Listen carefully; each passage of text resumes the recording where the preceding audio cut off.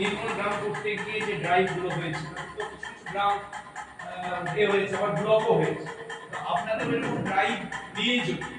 মানে একটা যে স্কুল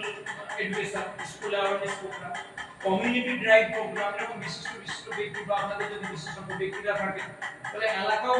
সচেতন হবে। সেরকম ভাবে এবার প্রশাসনের মারফত যদি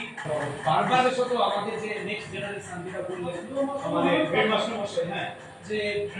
স্কুলের মাস্টার বললেন যে এই যে মোবাইল আসক্তি মোবাইল থেকে সবকিছু